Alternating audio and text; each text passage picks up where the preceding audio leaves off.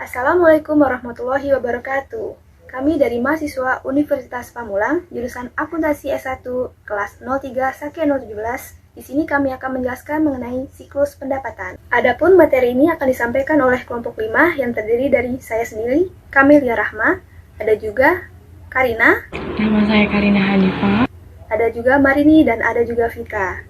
Saya Marini Marbun. Nama saya Maulidia Alvitasari.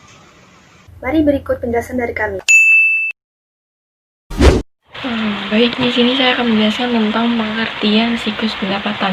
Nah, di sini dijelaskan bahwa siklus pendapatan adalah serangkaian kegiatan bisnis dan terkait kegiatan pemrosesan informasi yang terus menyediakan barang dan jasa kepada pelanggan untuk mengumpulkan uang tunai sebagai pembayaran dari penjualan. Siklus pendapatan adalah prosedur pendapatan mulai dari bagian penjualan, otoritas kredit, pengambilan barang, penerimaan barang, penagihan, hingga penerimaan kas. Ada beberapa macam pengertian pendapatan menurut berbagai ahli. Nah, kita ambil dari dua ahli, yaitu Romney dan Steinberg. Mereka menjelaskan bahwa siklus pendapatan adalah rangkaian aktivitas bisnis dan kegiatan pemrosesan informasi terkait yang terus berulang dengan menyediakan barang dan jasa ke para pelanggan dan menagih kas sebagai pembayaran dari penjualan tersebut.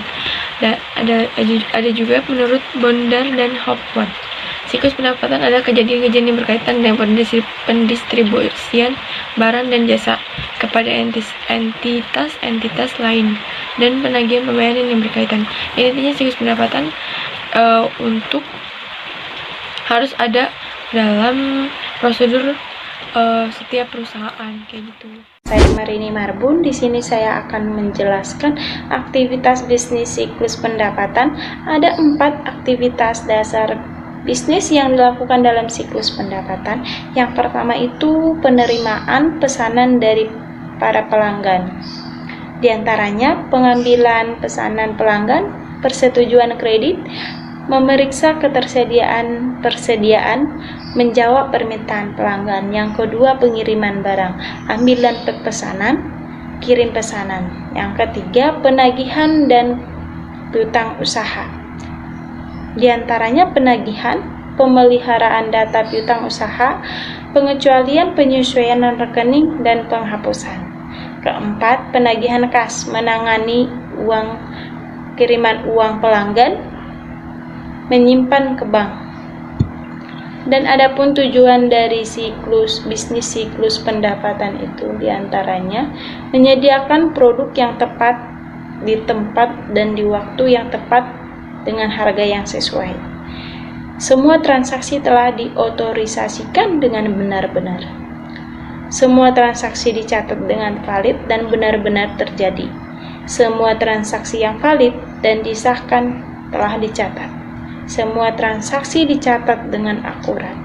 Aset yang dijaga dari kehilangan ataupun pencurian. Aktivitas bisnis dilakukan secara efisien dan efektif. Sekian penjelasan dari aktivitas siklus pendapatan dan tujuan siklus pendapatan. Terima kasih. Selanjutnya, kita akan membahas ancaman dan prosedur pengendalian siklus pendapatan. Yang pertama, pada proses entry pesanan penjualan, biasanya ada ancaman seperti pesanan pelanggan yang tidak lengkap atau tidak akurat. Bagaimana kita harus mengendalikannya? Bisa dengan cara pemeriksaan entry data. Yang kedua, penjualan kredit ke pelanggan yang memiliki catatan kredit yang buruk.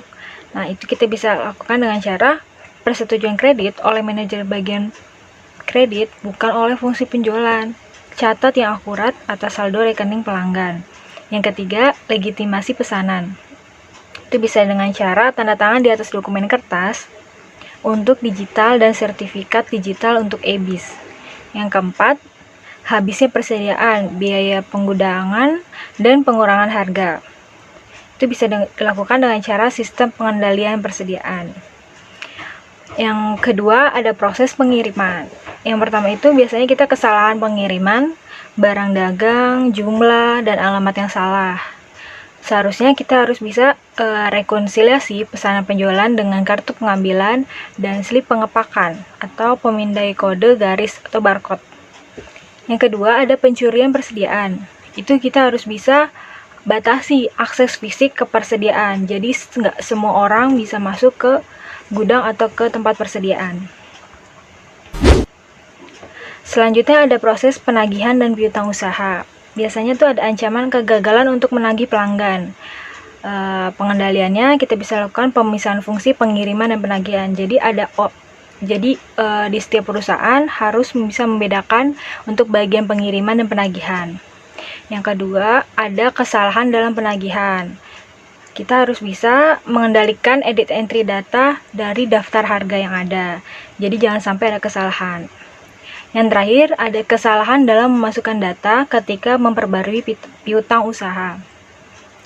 Itu bisa kita lakukan dengan cara rekonsiliasi atau penyesuaian buku pembantu piutang usaha dengan buku besar, laporan bulanan ke pelanggan. Kemudian ada proses pada saat penagihan kas. Itu biasanya yang terjadi hanyalah pencurian kas. Kita bisa melakukan seperti pemisahan tugas. Contohnya meminimalisasi penanganan kas, kesepakatan lockbox, konfirmasikan pengesahan dan penyimpanan semua penerimaan. Yang kedua, kita bisa lakukan dengan rekonsiliasi periodik laporan bank dengan catatan seseorang yang tidak terlibat dalam pemrosesan penerimaan kas. Yang terakhir ada proses masalah-masalah pengendalian umum. Yang pertama ada kehilangan data. Caranya supaya kita tidak kehilangan data, prosedur cadangan dan pemulihan dari bencana harus benar-benar sesuai. Pengendalian akses secara fisik dan logis. Yang terakhir ada kinerja yang buruk. Pengendaliannya harusnya kita harus melakukan persiapan dan tinjauan laporan kinerja. Halo, saya Kamelia. Di sini saya akan menjelaskan mengenai flowchart siklus pendapatan. Di sini bisa dilihat pendapatan itu dimulai dari siklusnya dari pelanggan, memulai untuk melakukan pesanan, lalu pesanan ini berupa dokumen akan diteruskan ke bagian penjualan. Di bagian penjualan akan membuat nota penjualan, lalu nota penjualan ini dalam bentuk dokumen, 2 rangkap, yang satu akan diberikan kepada pelanggan sebagai bukti pembelian pelanggan atas produknya, dan yang satunya lagi akan diberikan kepada kasir sebagai bukti penjualan atas produk tersebut. Pelanggan yang menerima nota penjualan ini akan melakukan pembayaran. Di sini saya melakukan contohnya dalam bentuk tunai ya pembayarannya. Akan diberikan kepada kasir. Pembayaran tunai ini akan masuk ke dalam kas. Kasir lalu akan mencatat ke jurnal penerimaan kas secara manual. Di sini akan mencatat kas ke jurnal dalam penerimaan kas secara manual ya. Lalu kasir menyetor uang ke bank dan menyetor uang ke bank secara manual karena di sini kasnya berupa tunai ya. Jadi secara manual, lalu dari bank menerima dokumen slip ini berupa dokumen ke dalam sini. Ini slip. Dari sini di jurnal penerimaan kas ini akan dikirim kasir kepada bagian buku besar dan akan dijumlah dan diposting ke buku besar di sini. Jadi seperti itu kurang lebih siklus pendapatan. Sekian penjelasan dari kami, kurang lebihnya mohon maaf. Wassalamualaikum warahmatullahi wabarakatuh.